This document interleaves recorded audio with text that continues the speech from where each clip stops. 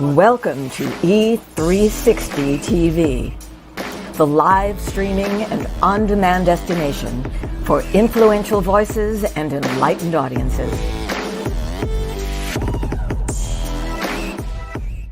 We offer trending, grassroots, and purpose-driven content across a diverse range of interests. E360 TV is more than just watching programs. We offer the ability to interact with live shows connecting audiences to real, authentic influencers and storytellers while streaming to millions of devices.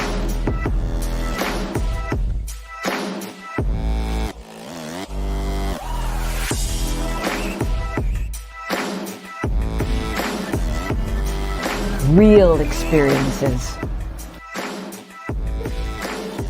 raw conversation, one destination for it all.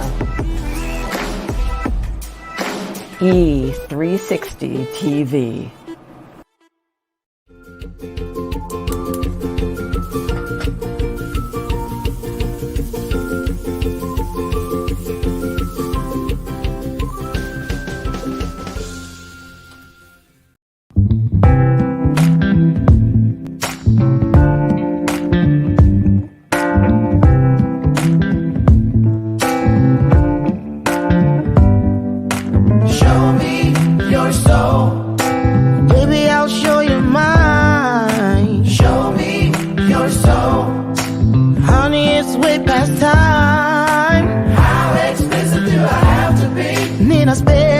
Before you get it, baby, show me your soul. And honey, I'll show you mine. I'll show you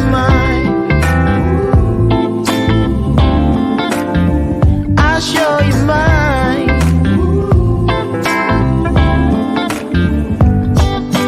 Boy, I'm standing right here holding up a sign, shamelessly displaying my state of mind. You walk right past me, pretending like you don't see what's yours for the taking tonight. Ooh, show me your soul, baby, I'll show you mine. Show me your soul. Can't you see it's way past time? How expensive do I have to be? I mean, I spell it out before you get it, baby. Show me your soul. And honey, I'll show you mine.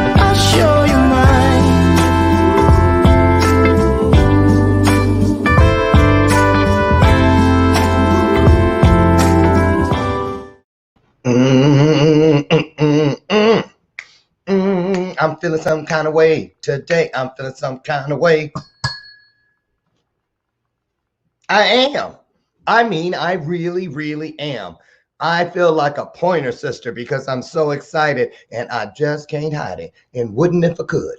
So there it is. Hey, everybody. Welcome to today's installment of Bathrobe Moments. It is a wonderful day in the neighborhood, and I'm your host, Lauren Michaels Harris. It is the 5th day, 5/5 of 21, May 5th, Mother's Day weekend up ahead. And it's a beautiful day here in the Chicagoland area. The sun is out. We're here. The promise is being fulfilled where two or more come together. It doesn't say something could, might, should happen.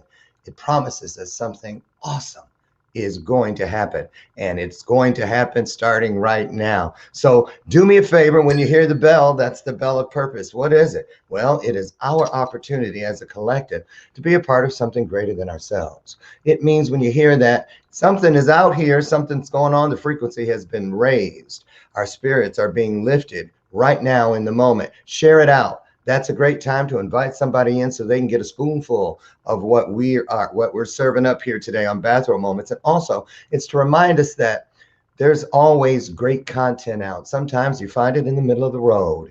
And just because it's in the middle of the road doesn't mean that it's roadkill. It means that it could be something, if you pick it up and take it home with you, it'll be something that can soul fill. So think about that one. Let it sink in. Can you? Thank you so much. At this point, as every day, help me welcome to the show my sidekick. She's my everything. Been with me since day one. This is my version of Ed McMahon, Lucy McGillicuddy Ricardo. Mm-hmm. And today we are still sipping on that creamy hazelnut, which is really great. It's not as bitter as last week's Jamaican Me Crazy, right? It just made me sick. I'm serious. It was so bitter. I walked around half the day. I had to brush my teeth like 20 times. That's one good thing about wearing those masks over the last year. I have realized, certain things. I was like, is this what it's been smelling like to people? You know what I mean? You have no idea. It's like your own cologne. When you spray it on, you don't smell it. Same thing with your breath. I'm just saying, keep those Altoids handy. There you go. That's my little cosmetic tip of the day. So listen, lately I've been da da da da da. Remember that song by Stevie Wonder? Wow. Okay, I'm on one today. Listen, lately a lot of us, it seems like it's coming up more and more. We had a little heated discussion, if you will, here in this house yesterday, because we're about to head off on Memorial Day to the in-laws in Michigan. And my mother-in-law has an underlying condition. She's got diabetes, and she's about to have a fistula surgery and all that stuff. And so, of course, people with underlying conditions have to be even more cautious when it comes to vaccine or the COVID, contracting it, whether you've been vaccinated or not. So I am going to visit one of my foster fathers while I'm there. I'm going to leave the house and then go down and see them a couple towns away. And my husband, Brian, said, well, I don't know if you should do that. My parents might not want you to leave and then come back. And I was like, well, wait a minute. If that's the thing, then shouldn't we all be quarantined up until we go there? Or what's the difference? Who do they know who I was around yesterday? Or you see what I'm saying? So there's all these things. What about, some of us have been vaccinated. Does that mean we can loosen up the masks? Does it mean we can sit closer? Does it mean we can have more people over? All the things. Not hearing much about what changes as the vaccine moves through the country, through the world. So I thought it would be a great time to bring back our resident physician expert, Dr. Mark Gomez. It's been a while. He's been busy with his new concierge medical practice and just dealing with the same things all of us have been dealing with. But today I thought it'd be a great chance for us to talk about this, the coronavirus vaccine and what it is doing and not doing, and how do we acquiesce, how do we acclimate to this newness of the vaccine, whether you've had it. If you've had it, I'm not going to ask people to share whether they've had it or not, which one they had, if they had it. To me, that's kind of like religion and politics. Leave it alone. You know what I'm saying? Because I ain't trying to argue. I'm just trying to, I don't know what I'm trying to do. What I'm trying to do. That was country. What I'm trying to do. Shaking my head. You know what I was going to say. Listen, I found this little ditty that I thought I would share with all of us this morning. And I think you'll get a kick out of it. But think about this as we get into it with Dr. Mark, and get your questions and comments ready. Take a look. What's up, Moderna? Hey, Pfizer, what are you doing here? I'm here for the vaccine job. Really? Do you even have a vaccine? Of course I do. And it's 92% effective. That's cute. My vaccine is 94% effective. But who's counting? So you're here for the vaccine job too? Yep. So you might as well get a head start on traffic and go home. Everyone's gonna choose my vaccine. You awfully confident for someone with such a bad name. What are you talking about? Your name literally sounds like murder. Nobody wants your murder vaccine. Come on, man. That really doesn't sound like murder. I had 3 name meetings and nobody said nothing. Hey, did the job interview start already? Not yet. Who are you guys? See, I told you we weren't gonna be. Yay, Johnson & Johnson. Oops. That's my brother Johnson. We're Johnson. I just gave away which one I had. Yeah. So which Johnson name comes first? Mine does. No, mine does. But I'm on it. But I put more money. But it was my idea. No, you said it as a joke, and I said let's actually do it. Hey guys, we don't care. Just go by your first names. Johnson? Wait, so your name is Johnson and Johnson? Yeah. See, I told you we should have went by the Johnson. No, then we'd be like the Jacksons, and somebody would have to be a Tito. I'm not trying to be a Tito. So I know that's right. Too? Yeah. And it only needs 1 shot. What's your effective rate? 81%. What? What was that? 81. Did he say 10%? I think he said Aiden for president. Who's Aiden? Remember Aiden? That dude from my gym class? The one with the eye thing? Oh, yeah. That dude. What was up with his eye? I think it was like dead. When he looked at me, I said 81%. Oh, hell no. But we protect against more than just COVID. And we're working on a new way to take the shot. That's what's up. Because I'm tired of taking shots in the butt. Whoa. You do know you can inject it in the arm, right? I knew that. I gotta make a quick phone call. I'll be back. Hey, is this where the interview is happening? I have a vaccine too. Wait, who are you? AstraZeneca. That's what cool name. I would kill for that name. I bet you would. Shut up. Why you so late? I was working in Europe and I just got in. So you just got off an international flight and didn't quarantine? Yeah, but that's because they're trying to give me the virus. But he kept asking me to pull my pants down. You Johnsons can leave too. I already got pre-orders from every country. I guess everyone wants my vaccine. Nobody wants your vaccine. You probably put the chip in people. That was one time. And it was a chocolate chip. I was trying to end hunger. Next, Mr. Murder. It's Moderna. Never mind. Okay. Well, good news, you all are approved. Okay. Why did he give me my shot in the butt? Then why didn't he give me mine in the butt? Okay. Well, we can grin, we can laugh, and hee ha ha, and it is funny though. And yay, you saw when mine came in the room. I was like a football team or something. Yay, Johnson and Johnson. So anyway, we're gonna get our questions out there. You know what we do at this point every day before our guest comes in. We pour our hearts into the conversation. We put some hearts on the screen, and we welcome our guest in true bathrobe moment fashion. So here he comes, Dr. Mark Gomez.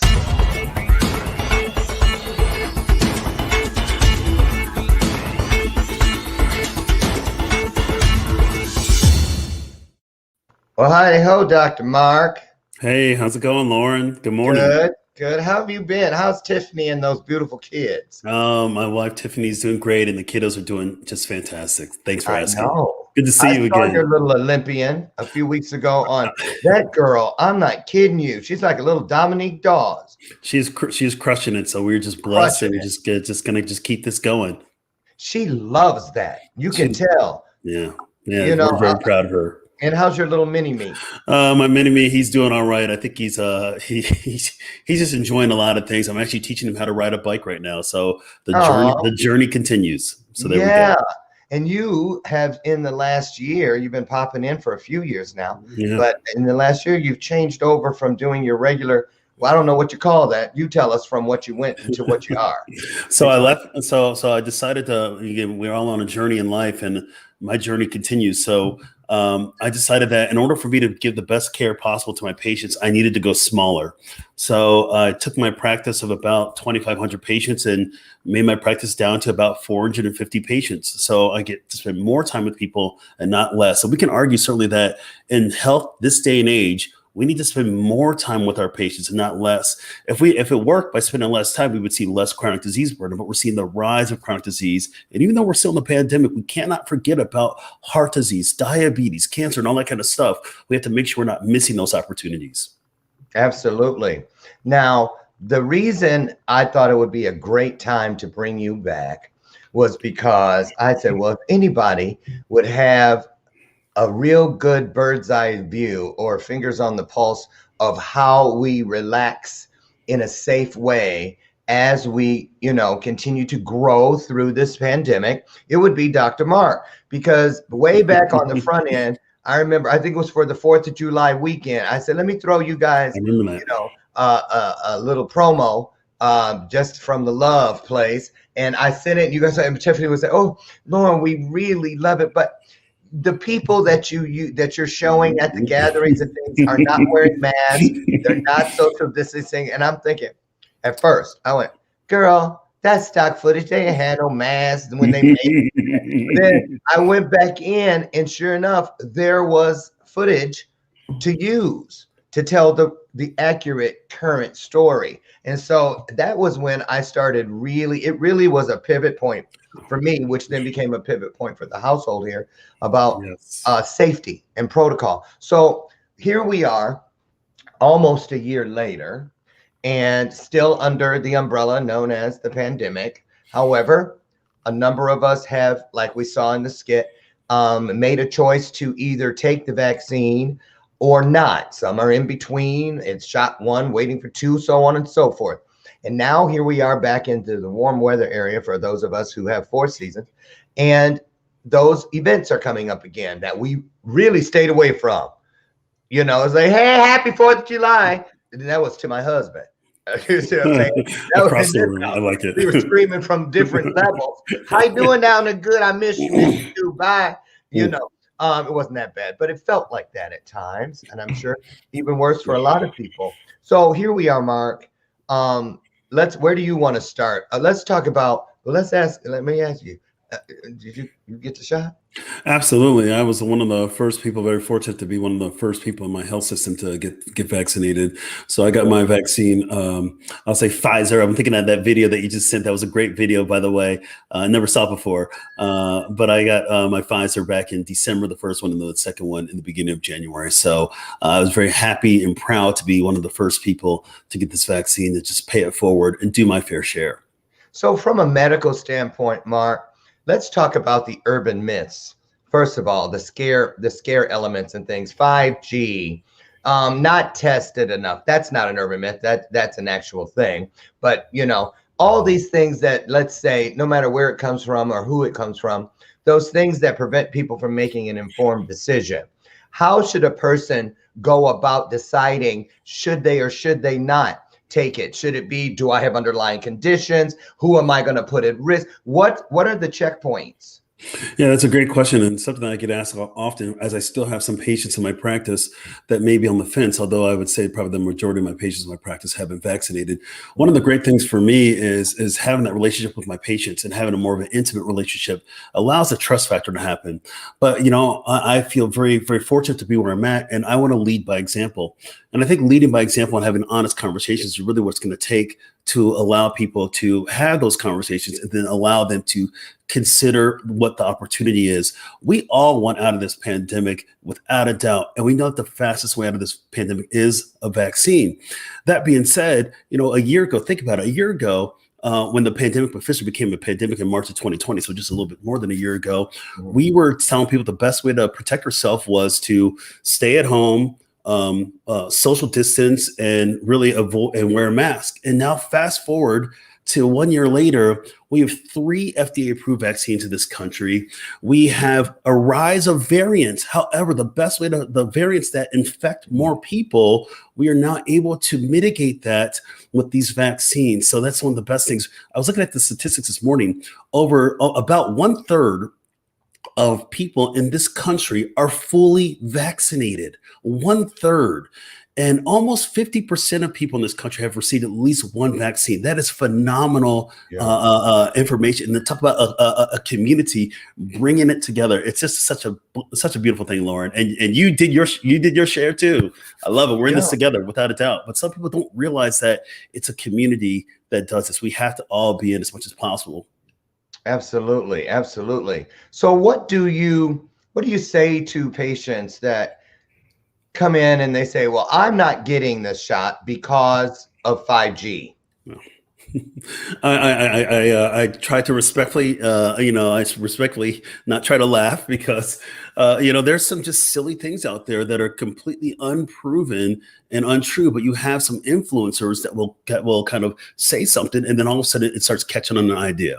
But I think going back to the beginning of vaccinations, historically, there's always been people that have been against them, but vaccines represent one of the best ever kind of breakthroughs in public health in the history of mankind, to block the devastation of these ravaging diseases that are preventable. And now at this point, I say the COVID vaccine is essentially, well, let me put it this way. COVID-19 infection is essentially a vaccine preventable disease. I'll say it again. COVID-19 infection is essentially a vaccine preventable disease. So we don't have to go down that pathway by just getting the shot. But some people say, well, I'll take my chances. And I go, well, everybody's going to have to make their decision. But the more honest conversations that we have, the more opportunity there will be to move forward together. Okay. Yes. So let's talk about this. The FDA approval. What is it that is so different about these than something that would go through the normal channels? All the way to completion of being FDA approved. How short was the shortcut on these vaccines? So I'll put it this way. There were no shortcuts taken. Actually, the technology and the way how we've created vaccines, this was actually set forth more than a decade ago, to lay down the foundation of this. It was actually in the late George W. Bush administration, actually was during that time where scientists really started to look at novel ways on making vaccines. So the framework was established. Some people say, oh my gosh, this was only created a year ago. Actually, no, the foundation for these kind of vaccines was formulated more than a decade ago, at least more than a decade ago. And I will say this, within the fact of computation and computers and molecular technology and synthesis techniques, we were able to, at the time of COVID-19 being identified, we were within a matter of days, we were able to sequence the entire genetic makeup of this virus. And again, after that, having structural models designed to now formulate a therapy, at least to prevent it. So we have to think about this, the collective human spirit. Just imagine what other problems we could solve if we all did it like this and had this sense of urgency. But We're right. When people are dying and we have the scourge of this disease, you have to just kind of say, we have to go all in. I agree. I totally agree. Now, a lot of things, not just with this vaccine, just in life in general, a lot of us stay away from things that make our hearts pound a little bit faster because of something known as fear. So which is the lesser of the two evils? Fearing the side effects, fearing catching it, contracting by not protecting yourself. What should if you're going to be afraid of something, what should be the thing that you should be afraid of? So great question there. And I'll preface it by saying this. The people that are being hospitalized right now with COVID-19 infection are falling to really one of just a few categories.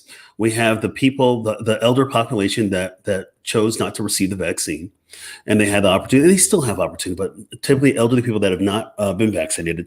The second category is our younger patients, probably in that 20 to 40, maybe 50 age range that refuse to get vaccinated.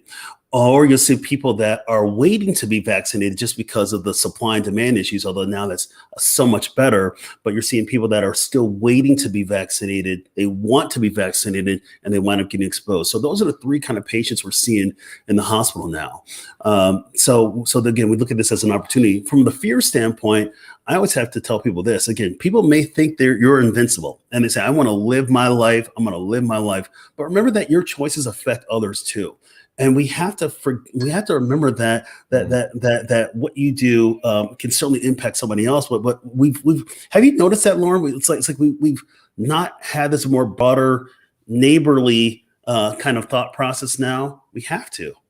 We have, and that's so true, because this whole thing has pulled so many of us together on certain fronts, but then divided so many of us on others. I mean, we have family members right now who are like, Brian has a muscle issue right now from swimming those turns.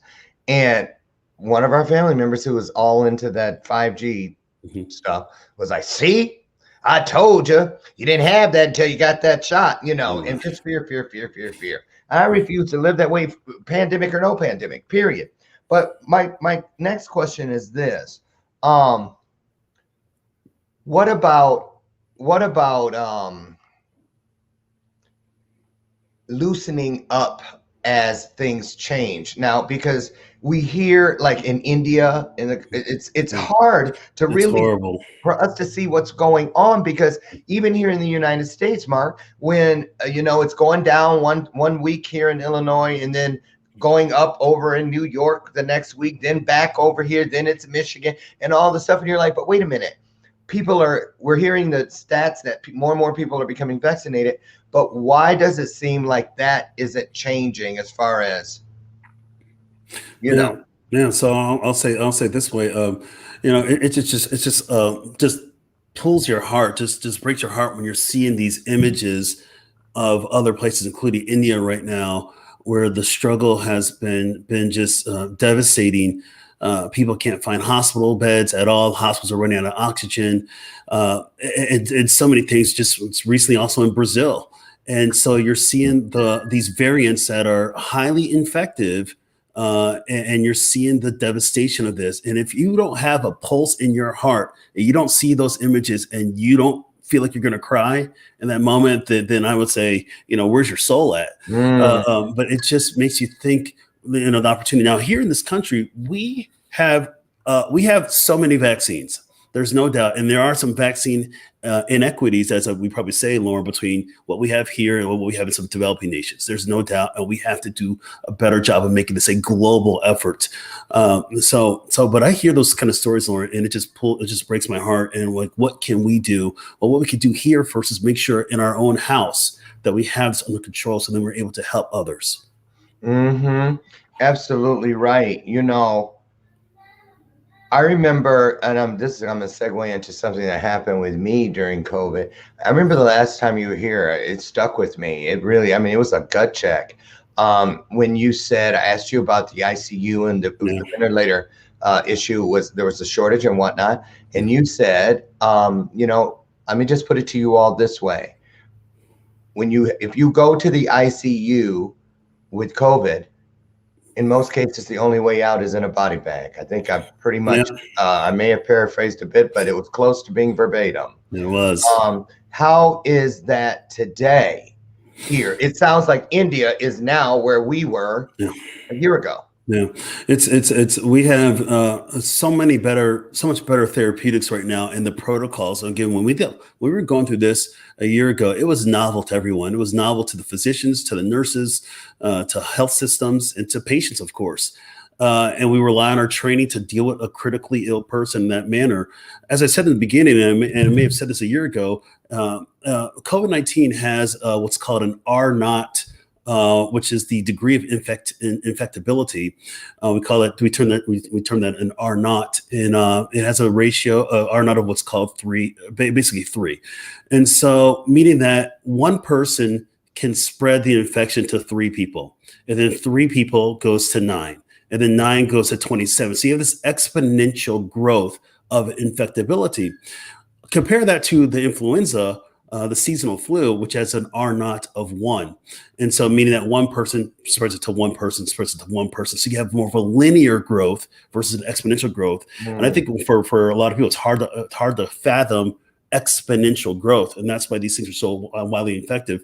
Right. Now what we're seeing, though, at least in this country, in the ICU, people have a much better fighting chance, although people are still ill, because by the time somebody goes into the ICU, they would have already been infected for probably a few weeks at that time. You know, it may take about a week or so to get this, and then another week or so to manifest with some symptoms. So by that point, you're about 2 weeks into the process, and then you might kind of, observe for a while. Maybe you talk to your doc, and then a week or so later, you end up in the hospital. So that's a 3-week lead time before you're in the hospital, and this virus would have had an opportunity to just cause significant damage. So people do still show up critically ill. So in your experience here recently, let's go here. Like, let's go back 6 months. Did you have patients that contracted? So 6 months ago, yes, we were still seeing high numbers in our hospital and patients of mine, because vaccines were still not out widely 6 months ago. But it was about 6 months ago when we started to make the turn, when Pfizer became the first company in early December to get emergency use authorization by the FDA. And then a week or so later was Moderna. And so this time, 6 months ago, we were on the precipice of having vaccines, but we were still seeing high case counts. Now we're seeing lower case counts, although we're seeing a rise right now as younger people are now presenting to health systems. So younger people. When you say younger, from what to what? Yeah, usually about maybe age 20 to 40, 45 as what we're seeing some things. And you'll still see that older population. But think of it this way, just several months ago, we were getting a couple 100,000 cases diagnosed each day in this country, which was just unfathomable. That's how vicious this virus has been. Now the daily case counts in this country are much lower. I think at least as of yesterday, there might have been about 5,000 newly confirmed cases. But I don't want to get that wrong. So I have it written down because I might have just undersaid that. It might not 5,000. I take that back. Here it was. It was 40,000 yesterday. My bad. But it's not 40,000 across the country, but it's about a 5% positivity rate. But again, 40,000 is still 40,000. It's not 300,000, right. but we're still seeing people without a doubt. So when we come back from break here in just a moment, I'd like to get into actionable mindset pieces.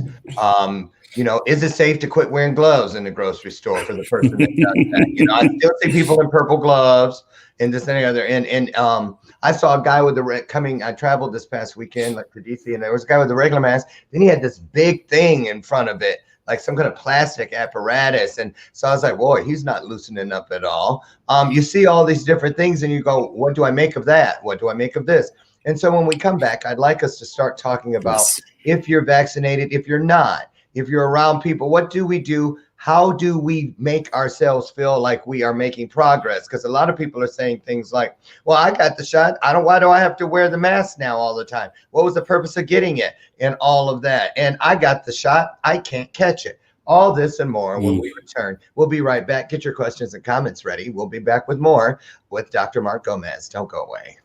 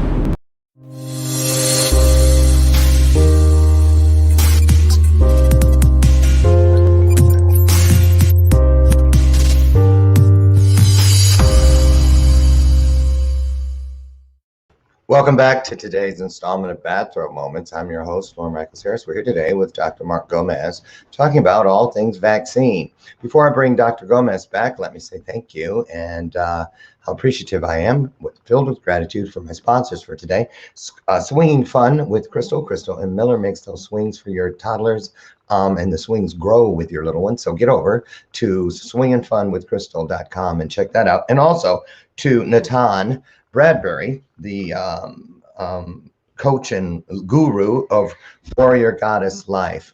Get over and check that out.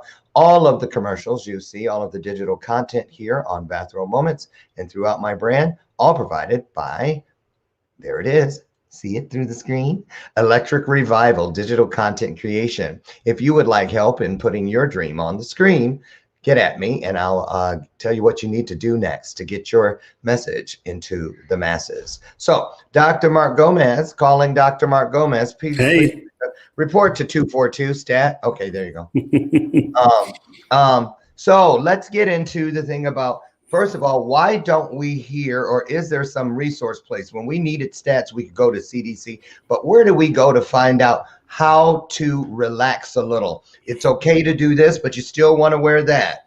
Take this off maybe here, but leave it on there. What do we do, and how do we know what is a safe way to proceed from here? Yeah, so I'll answer this like this. First of all, having a meaningful discussion with your physician is probably step one for everything. Your doc, he or she is always going to be there to help you out, and I would certainly challenge your listeners to say, hey, if you don't have a good relationship with your primary care physician, then you need to find a new primary care doc. Come see me; it's all great. There you go. But having a relationship and having those honest conversations is important. I'm gonna answer this way, Lauren, and I'm gonna break down a concept known as the Swiss cheese model for you. And who doesn't like a little Swiss cheese, right? There you go. Right. But Swiss cheese model. I did not create this, but I'm just kind of taking it from somebody who did create the Swiss cheese model. And so think of it this way. If we're talking about what we need to do right now to minimize the continued burden of this virus, we need to think about this in terms of Swiss cheese. So you go to the butcher shop, you go to the delicatessen, you get some Swiss cheese. As you slice Swiss cheese, you know that no two pieces are the same where the holes line up. And we're going to imagine this. Imagine there's a virus on one end of maybe of several slices of Swiss cheese, and then you have you on the other end between and they have the slices of Swiss cheese in between. The virus is going to try to find you. And so as a virus tries to go through each hole, through each slice to try to eventually get to you, each slice of Swiss cheese represents a mitigation strategy. This is why that one mitigation strategy is not the solution to this problem. Because if the virus goes through one hole, there you are. If I put another slice of Swiss cheese there, the virus has to now circumnavigate and find another hole to enter, and then so forth and so forth. So each slice of Swiss cheese will be a mitigation strategy. So for example, wearing a mask is a mitigation strategy. Number 2, social distancing. Number 3, maybe you're outdoors and gathering in public. Number 4, maybe it's the vaccine, which is certainly the most powerful weapon we have against this virus. But you see what I'm saying? So just taking a vaccine and saying, all right, y'all, I'm free to go. I'm ready to rock. Let's do this. It's like, no, slow your roll, not yet. And so we have to continue these strategies in place until everybody that wants to be vaccinated has an opportunity.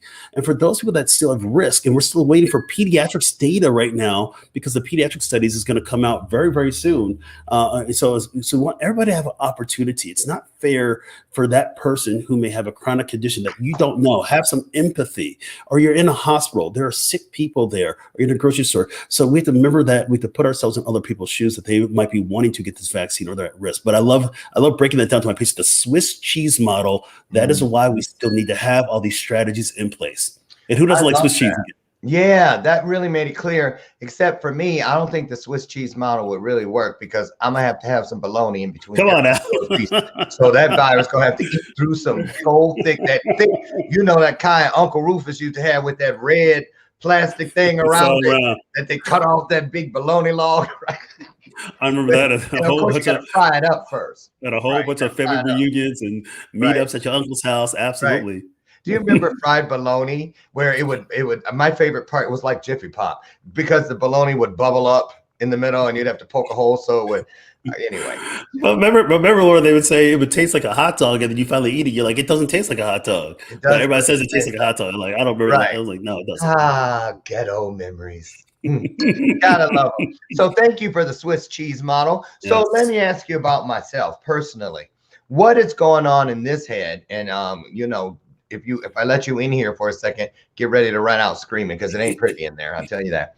I find myself, okay, I'm fully vaccinated. I had Johnson & Johnson, went to 2 weeks and nothing, not a care. I forgot I even had it until I found my Band-Aid later that night in the shower. I was like, but I do have to, I had to reel it in because I found myself wanting to relax on when I get in the vehicle. We have our little pump hand sanitizers and we do all the knobs and all this every time because you're pushing carts. And even if you did it I do it when I put on the cart. But I was almost tempted to say, well, I'm vaccinated now. I don't need to do this stuff in the car all the time. And every time I pass one of the pump stations, get some, because that's what I was doing. If I saw it, I went and did it. It was free, you know what I mean? Which is, I'm like, good, use theirs, save mine. But also it was like just so I could condition myself to be diligent. What should we do as the outward signs may speak to relaxing a little, but what do you do to remind yourself that you still need to be diligent, but to to celebrate where we're at by saying it's better. It's kind of hard, you know. No, I I do. know I kind of asked this already, but there's got to be something, some kind of mindset thing It in is there. it is a mindset. I always say, Lauren, we have to celebrate some of the smaller victories before we can celebrate the larger ones. And these little things, by easing some of the restrictions, actually for those that are fully vaccinated, it becomes advantageous to be vaccinated. Even though we still have going back to the Swiss cheese model, that's one other slice of Swiss cheese you put between you and that virus. And so, but some of the things that we're doing, I was in that situation too, where you go to the gas station and you immediately spray your hands, you wear gloves. That can probably relax a little bit. We know that still the dominant mode of transmission of this virus is through respiratory droplets, through aeration of the particles, and not necessarily contact surfaces. In the beginning, when we just didn't know what was going on, we just said all options are considered, all things on the table, glove up like crazy. But we still know that the dominant mode of transmission is via respiratory droplets of the particles. So I still tell people this, though, when I'm at the gas station, what I do, what personally Dr. G does, after I'm done grabbing that pump, yes, I still get in my car and spray stuff. But that's just kind of a habit, but it's probably good hygiene at the same time, too. Okay. Hey, listen, from a viewer, this is good. It's a string of them, so I'm going to pop them up in sequential order. Charles Maddox. Hi, Charles. You guys may know him. Charles Maddox, Emmy Award-winning director. And he's a celebrity chef. And he hates when I do this, but he's a nephew of Bob Marley. So, yeah. Oh, man. Hey, Charles. Charles says, I think people are worried about what a year from now will look like. Is there something that can change our DNA or be some major health issue a year from now, keeping it moving? Is there also a way to get your health up before taking the vaccine? And then he goes on to say, I have not taken it, but working on my health now, because Charles is a diabetic and a diabetic advocate, so I get it. Now to be able to take it in a few weeks when I feel my body is strong. And then finally, he says, they are not FDA approved. They are approved for emergency approval, which is what you mentioned earlier about these vaccines. Emergency use authorization. Correct. And so what do you say, Charles? So I'll say this for Charles. First of all, I'm going to pick up a little bit the questions a little bit. First thing I do when you're talking about how do I get my body in shape? How do I get myself good? Well, subscribe to the foundations of lifestyle medicine, as I tell a lot of my patients. Eat healthy, predominantly plant-based diet. Don't think you can still have some flesh, but predominantly plant-based diet, things that grow to the ground. Number 2, physical exercise. Move your body. Without a doubt, it's so much beneficial for your immune system and everything else that you're trying to do. Number 3, get some sleep. We live in a pervasively sleep-deprived society. Sleep affects every system in the body, including your ability to heal and stay well from an immune system standpoint. Number 4, control your stressors. Stress does compromise the immune system. So I tell people this: move more, eat better, stress less, and get some sleep. If you do that, that's a foundation. But while you're doing all that stuff, remember there's an opportunity there. So when it comes down to like your question about the DNA, well, here's the deal. I'm going to explain another analogy. I just gave you the analogy of Swiss cheese. I'm going to give you another analogy. Here we go. You go to a restaurant, you order food. The waiter or waitress takes your order. They deliver to the chef. The chef makes your meal. It gets delivered back to you. You eat it and you enjoy it. And then finally you're done. You leave the restaurant. Now, the meal that you just ate, when you left the restaurant, did you change the menu of the restaurant itself by you being there? No, you did not. The menu is still the same.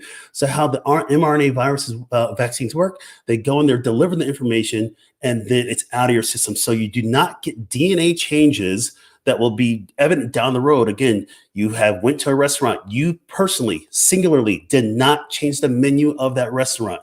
That's how these things work. Your DNA will not change. That's a falsehood.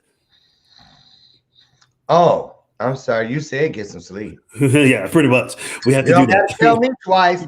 We have to do that. You can't tell lazy people that. But anyway, great insight there. We got another interesting question from Sherry McQueen. She says, Dr. Gomez, India and the overseas countries that are not as technology advanced as the U.S., is that why they are having such a high case rate? Or is it the heads of these countries not able to negotiate with the U.S. to get the vaccines that are made here? So that is a great question, Sherry. Great question. And it may be a little bit of both. Countries have had opportunity to secure these vaccines. But again, there's an innate inequity, without a shadow of a doubt, between what the U.S. can get and then what the UK can get and what India can get and what South Africa can get. There's inequities, and we are all about equitable access for everyone. So that has to be changed.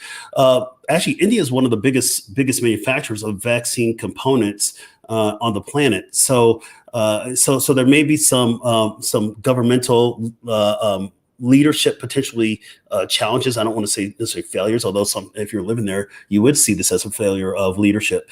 But I think that we have to. The U.S. is really, really good at doing it. Pfizer is a big player. We know that so well. But the U.S. is able to access this vaccine much more so than other countries. So again, the inequities are there. We have to acknowledge them, and we have to do something about them. Thank you. That's absolutely right. I got a question that's out there because it came out of this. So just a forewarning. You know what all the sanitizing and stuff that has gone on in the entire world since it started? Scrub every place you look. Everybody scrubbing. Clearly it's made this a cleaner world, if nothing else. Less germs. Gotta be.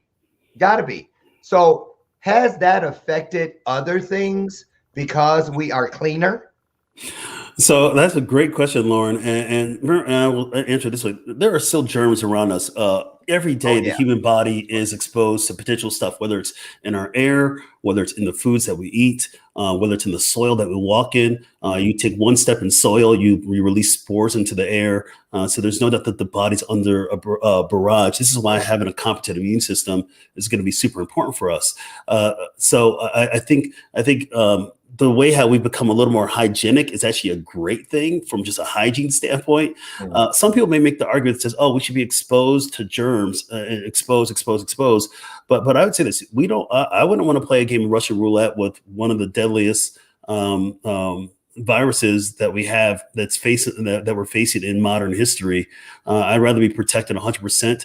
Also, what I'm seeing, Lauren, in my practice, I'm seeing some of the people that have had COVID-19 before the vaccines were made available that have what's called long COVID symptoms, or COVID long haulers, where they have chronic symptoms related to the virus itself, the infection. People that were hospitalized, they are now dealing with sequelae of the infection. And that is a hard thing to manage. And so we're going to be watching those COVID long haulers. What we're finding out, though, is in those COVID long haulers, say somebody that's listening to the show right now had COVID-19, might have been hospitalized, had some symptoms.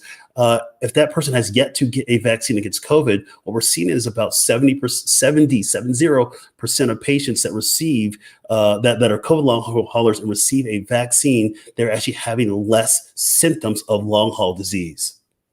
Never heard of this long haulers. There's no doubt. And they might have things like, I'll see people that have had chronic ringing in their ears after having COVID, or they'll have chronic mental fogging. They were like very lucid and had clarity before their infection. I'll see people that have had peripheral neuropathy, some nerve damage. So we can see a whole host. Chronic fatigue. They were never had fatigue in their life, and they were sick and hospitalized. Another fatigue. So we're seeing a whole bunch of things.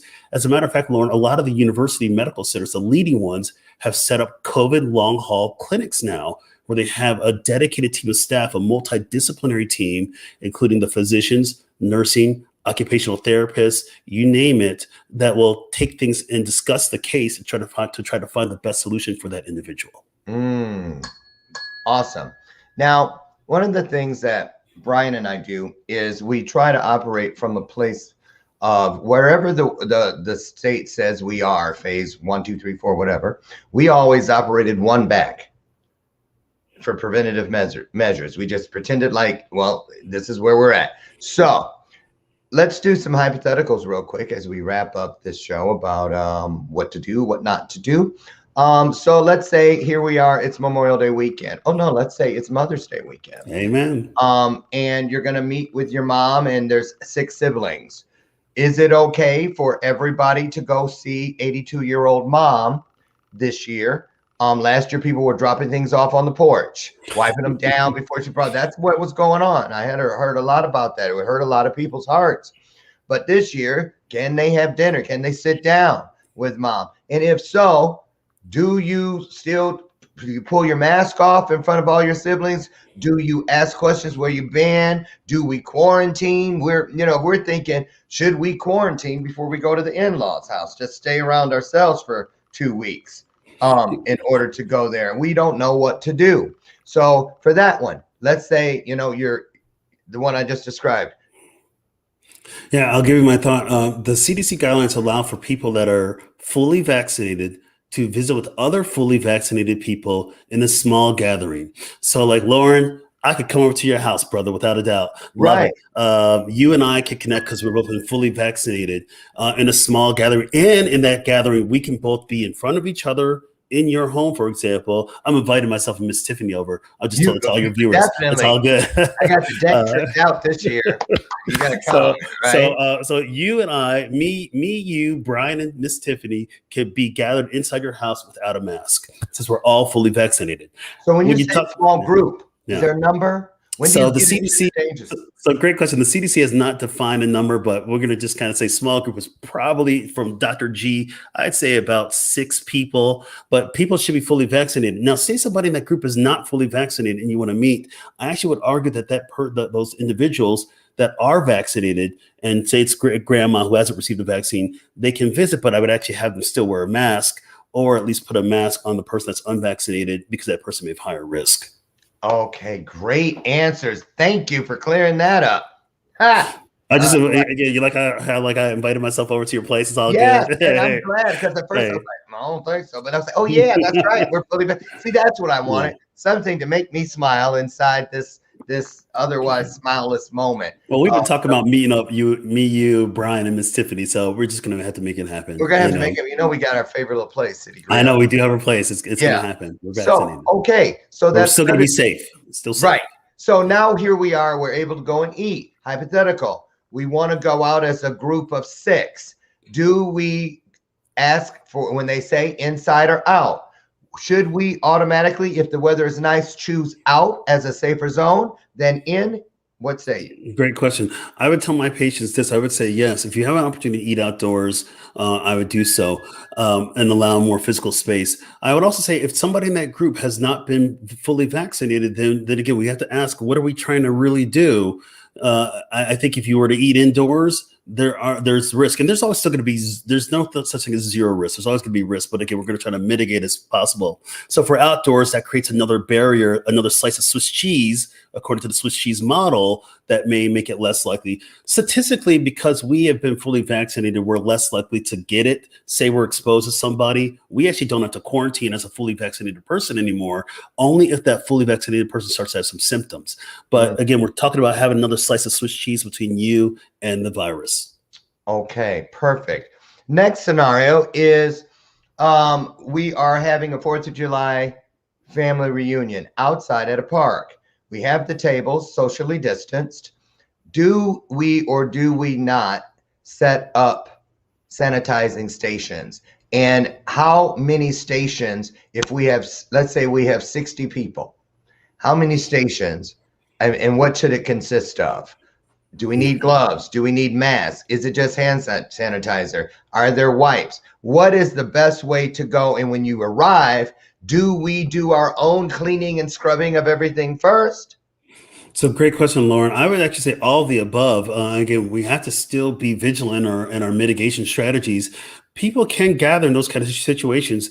Again, I would ask people, how many people have been vaccinated in that kind of situation? If they've been vaccinated, that does, again, create another block of slice of Swiss cheese, which may allow somebody to loosen a little bit. But in that kind of scenario, if there's 60 people, that's actually a really decent sized crowd that I actually would still propose mitigation strategies, the wipes, the sanitizers, and certainly masks. When you're eating, social distancing, when you're eating, that's different. After you're done eating, put the mask back on. Even if you are outdoors, you just don't know. But again, it's less likely because you have created another slice of Swiss cheese. Yeah, we're planning that for this year, and we're already talking about color coding the tablecloths for people that are vaccinated, so they know that, and people that aren't will know, look, I'm over here at the yellow tablecloth. I'm not vaccinated, so come over here, better have a mask ready. So you can enter and go in and out accordingly. Now, I had another question for you. We got about 3 minutes left.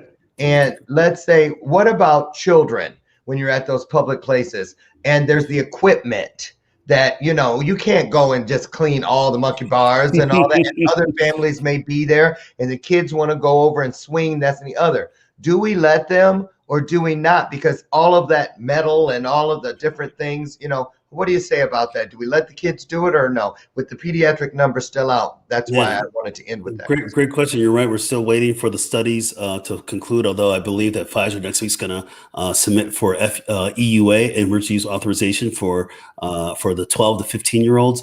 I would do this in that scenario because I've been to several parks. My kids, of course, are not vaccinated. There's no FDA-approved vaccines right now for a 9-year-old and a 7-year-old. And so I actually had them wear a mask.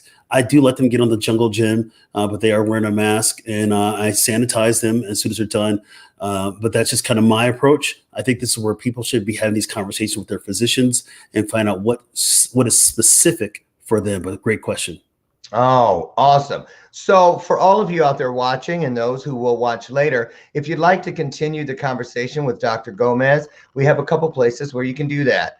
Health360podcast.com is where you can find out his show, To Your Health with Dr. Is it still called To Your Health with Dr. Here G? it is. Health 360 with Dr. G. Yes, sir. Health 360 with Dr. G is my newest podcast, and we have done so many shows. Check it out. It's fantastic across all of your podcasting apps, Apple, iTunes, Google, Spotify, SoundCloud, all that kind of stuff, Podbean.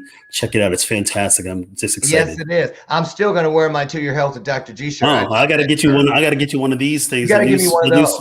New swag. That's right. Thank you so much. And if you would like to just check out all things Dr. Gomez, ask questions, you can reach him. You can leave messages. He will get back with you at drmarkgomez.com. Yes. I'm going to put that into the chat, and I'm also going to keep it on the screen as we get out of here. So, Mark, I want to thank you from the bottom of my Bathrobe Moments heart to the top of my soul. Thank you for blessing us, pouring into us, showing us your soul, and allowing us to show you ours. I can't wait for you to come back. My best to Tiff and the kids, and always a pleasure. Thank you for all the good information. We really appreciate you. My pleasure, Lauren. Catch you later. See ya. Catch you. Bye-bye. Thank you, Mark. Bye. And for the rest of you, thank you for being here and for being you, for staying here and for showing up, staying up for yourself and for others. Get out there now and do what we do.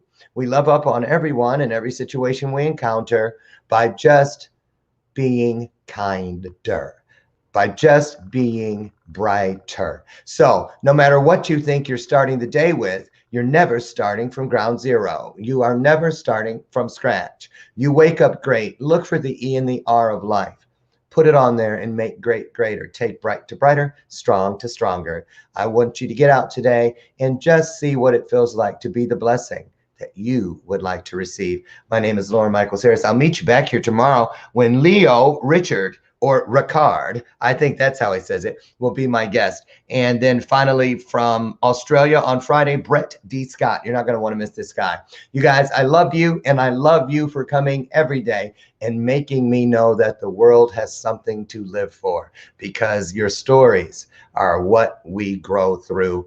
And I just love you for it. So get out there. I'll meet you on the front porch tomorrow morning at, let's see, what time should I show up tomorrow? Oh, yeah, 8 a.m. Central. Mark your calendars. I look forward to it. God bless you. Have a wonderful day. We'll see you tomorrow for your next episode of Bathrobe Moments.